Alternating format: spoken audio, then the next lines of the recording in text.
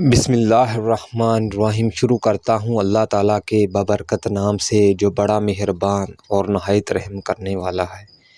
میرے مسلمان بہنوں، بھائیوں، بچوں، بزرگوں، جوانوں، السلام علیکم ورحمۃ اللہ وبرکاتہ۔ میرے عزیزوں، حضور پاک صلی اللہ علیہ وآلہ وسلم کی 2 سے 3 حدیثات انشاءاللہ آج آپ کو میں سناؤں گا۔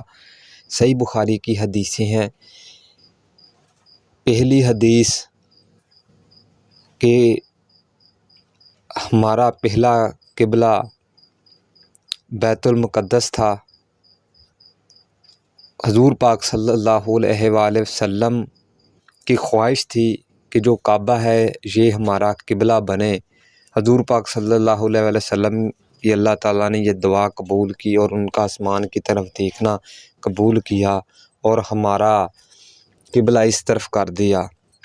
اور دوسرا کہ حضور پاک صلی اللہ علیہ وآلہ وسلم جب سواری پر سوار ہوتے اور سواری جس سمت چلتی، یعنی کہ جس طرف سواری کا منہ ہوتا، حضور پاک صلی اللہ علیہ وسلم سواری کے اوپر ماشاءاللہ نماز ادا کرتے۔ ہمارے پاس تو اتنا ٹائم ہی خیر نہیں ہے۔ اور تیسری حدیث جو انشاءاللہ سناؤں گا کہ اگر ہم نماز میں کوئی غلطی کر دیں تو اس کے بدلے ہمیں کیا کرنا چاہیے۔ باب نمبر ہے 272۔ اس کا عنوان کچھ یوں ہے: نمازی جہاں بھی ہوں قبلے کی طرف متوجہ ہوں۔ اور حضرت ابو ہریرہ رضی اللہ تعالیٰ عنہ نے فرمایا، نبی کریم صلی اللہ علیہ وآلہ وسلم نے فرمایا، استقبال قبلہ کرو اور تکبیر کہو۔ حدیث نمبر ہے 383۔ حضرت ابرہ رضی اللہ تعالیٰ عنہ سے روایت ہے، رسول اللہ صلی اللہ علیہ وآلہ وسلم نے بیت المقدس کی طرف منہ کر کے 16 یا 17 مہینے نماز پڑھی، اور رسول اللہ صلی اللہ علیہ وآلہ وسلم اس بات کو پسند فرماتے تھے کہ کعبے کی طرف منہ کیا جائے۔ تو اللہ تعالیٰ نے یہ آیت مبارک نازل فرمائی کہ ہم دیکھ رہے ہیں۔ اس کا ترجمہ کچھ یوں ہے کہ ہم دیکھ رہے ہیں بار بار تمہارا آسمان کی طرف منہ کرنا۔ سورۃ البقرہ آیت ہے 144۔ پھر نبی کریم صلی اللہ علیہ وآلہ وسلم نے کعبے کی طرف منہ پھیر لیا، اور بعض جاہل لوگ اور وہ یہودی تھے کہنے لگے کہ کس نے پھیر دیا مسلمانوں کو ان کے اس قبلے سے جس پر تھے، تم فرما دو۔ دوسری آیت جو ہے، تم فرما دو مشرق اور مغرب سب اللہ ہی کا ہے، جسے چاہے سیدھا رستہ دکھائے سیدھے رستے پر چلاتا ہے۔ سورۃ البقرہ آیت 142۔ نبی کریم صلی اللہ علیہ وآلہ وسلم کے ساتھ ایک شخص عبادہ بن بشیر یا عبید بن مہک نے نماز پڑھی۔ نماز پڑھنے کے بعد وہ باہر نکلا تو اس کا انصار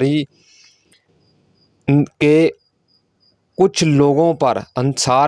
لوگوں پر جو نماز عصر میں بیت المقدس کی طرف منہ کر کے نماز پڑھ رہے تھے گزر ہوا، اور اس شخص نے گواہی دیتے ہوئے کہا کہ میں نے ابھی رسول اللہ صلی اللہ علیہ وآلہ وسلم کے ساتھ نماز پڑھی ہے، اور آپ نے کعبے کی طرف منہ کیا ہوا تھا اور وہ 2 رکعتیں پڑھ چکے تھے۔ پھر لوگوں نے اپنا منہ کعبے کی طرف پھیر لیا، یعنی کہ 2 رکعتیں پڑھ چکے تھے، 2 ابھی باقی تھے، لیکن نماز کے اندر ہی اپنا رخ چینج کر لیا اور بتایا 2 رکعتیں کعبے کی طرف منہ کر کے ادا کی۔ دوسری حدیث ہے 388۔ حضرت جابر بن عبداللہ رضی اللہ تعالیٰ عنہ فرماتے ہیں، نبی کریم صلی اللہ علیہ وآلہ وسلم اپنی سواری پر جس طرف وہ آپ کو لے کر جاتی اس سمت منہ کر کے نماز پڑھتے، اور جب فرض نماز ادا کرنے کا ارادہ کرتے سواری سے اترتے اور کعبے کی طرف منہ کر کے نماز پڑھتے۔ تیسری حدیث ہے 399۔ حضرت عبداللہ بن مسعود رضی اللہ تعالیٰ عنہ اس کے راوی ہیں کہ نبی کریم صلی اللہ علیہ وآلہ وسلم نے نماز پڑھی نماز ظہر یا نماز عصر تھی۔ ابراہیم جو اس حدیث کے راوی ہیں کہتے ہیں مجھے معلوم نہیں نماز میں کس چیز پر زیادہ یا کم کی بنیاد پر سجدہ سہر کیا گیا، اور جب آپ نے سلام پھیرا تو آپ سے کہا گیا یا رسول اللہ صلی اللہ علیہ وآلہ وسلم کیا نماز میں کوئی نیا حکم دیا گیا ہے؟ حضور پاک صلی اللہ علیہ وسلم نے فرمایا وہ حکم کون سا ہے؟